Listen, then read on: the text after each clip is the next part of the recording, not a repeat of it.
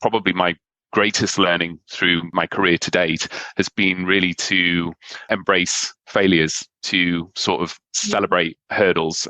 Again, maybe this is a grounding in sales, but you're going to hear 99 no's before your next yes. You can always learn from these setbacks, and it's actually how you react to setbacks. And when you maybe apply for a job and you don't get it, maybe it's an internal opportunity and someone else gets it, and it's how you react to that and how you learn from that actually gives you credit in the bank to be and the self-awareness to be able to actually go on to bigger and better things.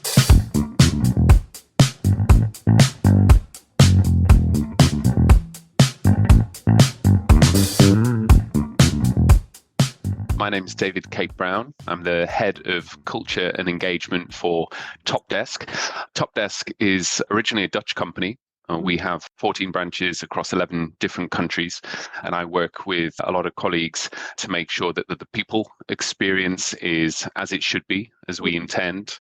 So any people-related topics such as learning and development, diversity and inclusion, recruitment, a lot of these things that I'm involved in on a sort of global strategic scale. So my work and the work that I do with my teammates hopefully makes people working locally their jobs easier and elevates their work experience. TOPdesk is a service management software supplier. We provide help desk software at its core to organizations of any size from any industry, and have customers across the globe. It's a hosted service, so typical customers are universities, local councils, banks, that kind of thing. I've been with TOPdesk just over 17 years.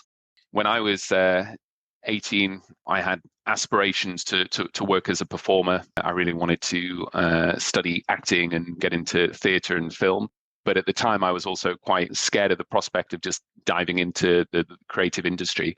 So I wanted to get a degree behind me. So I actually studied English at Hull University.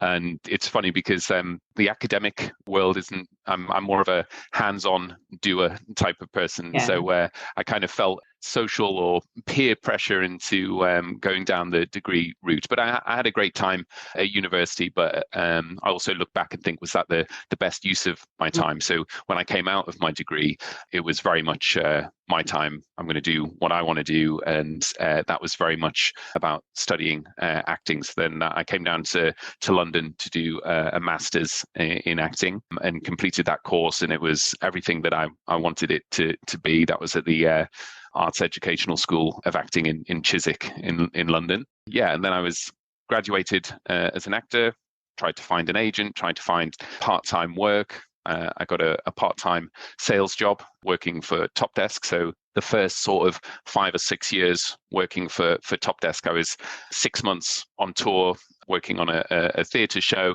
And then the other 6 months, I'd be making cold calls and trying to generate business and buzz about the software company. And as my career developed, I had some great opportunities from an acting point of view. It took me across the globe, and I had really fulfilling work experiences in film, TV, theatre. But sort of 2013, I got to a point where I'd maybe hit a little bit of a glass ceiling of the opportunities I was going to get. I could do more of the same kind of work, or I could pursue another part of my career. It's a very, very tiny percentage that actually make enough money to survive and to buy a house, have children, that kind of thing, other sort of personal ambitions off the back of an acting career as a jobbing actor is quite tough. And what I recognized was that there was a lot of transferable skills that I had from my acting training and working in theatre, that I was highly empathic. And that meant that there was a direct translation with my work in sales, being able to read people, being able to understand clues, maybe the subtext of conversations a bit easier. Yeah, I was always supported and backed by TOPdesk, a very modern, progressive, forward-thinking organization who were, at the time, willing to support me pursuing my acting as well as in the role where I was performing in sales and later marketing. So I took a decision to focus more on the day job, if you like. And now I can quite honestly say, hand on heart, that I get as much satisfaction from the creative things that I'm involved in my work. Because even within TOPdesk, I've worked in sales and marketing, and then started people managing, so coaching, developing other talents, trying to join the dots for people as far as learning and development is concerned. That led me to the opportunity to open the second branch for TOPdesk in the UK, which became our Manchester operation. So for a good few years, I was managing that branch, focused more on HR and recruitment. And then since April of last year, I've changed role to now work for the group. So before I was locally focused on the UK operation, and now my focus is all branches of TOPdesk everywhere, and that's with a focus on culture and engagement. So even within the same company, I've worked in sales, marketing, recruitment, HR, branch management, culture, engagement. And I think TOPdesk is an example of a company that's really supported me in finding out what I enjoy most and what I'm best at.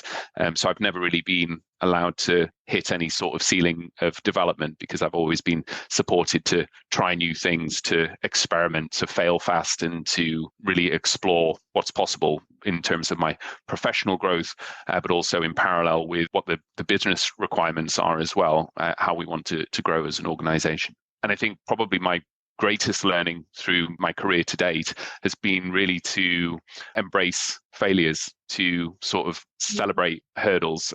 Again, maybe this is a grounding in sales, but you're going to hear 99 no's before your next yes. You can always learn from these setbacks, and it's actually how you react to setbacks. And when you maybe apply for a job and you don't get it, maybe it's an internal opportunity and someone else gets it, and it's how you react to that and how you learn from that actually gives you credit in the bank to be and the self-awareness to be able to actually go on to bigger and better things. And I've always been very focused on that, trying to learn, also pursuing learning alongside my career as well. So I knew that there was gaps in my knowledge because I was from an artistic background, working in the software industry. So to support what I was doing from an HR point of view, I did a lengthy course, again, supported by TOPdesk to do by the CIPD, the Chartered Institute of Personnel Development. I also did a Power MBA course to learn part-time alongside my work, to get the sort of foundational knowledge that a traditional MBA could provide you. So, and that's something that I've done throughout my career and continue to do. And it's really important to be curious in that regard. Trying to develop your self-awareness, what you're good at, what you enjoy most. And I found that I grew my awareness of where I was headed as a professional by really speaking to a lot of different people, not just people in work, but also family and friends, sharing experiences that I'd had in my career and asking for some analysis. I find family and friends can be a lot more brutal and to the point than, say, a colleague at work, and they might be able to identify why something has tripped you up or hasn't gone the way that you perhaps expect. That takes quite a lot of humility. You have to bury your pride. Ego doesn't help necessarily in developing your career. So if you can park it, I mean, we all have pride, we all have an ego, but if you can park that and put that aside to have developmental conversations where you really learn about, what am I good at? What do I enjoy? And what can the world pay me for? What can I be remunerated for as well? The Japanese have this system called Ikigai, which is a really cool book to read, very simple, but really asks you the right questions, and you can work through that and get a better understanding as to why you're on this planet.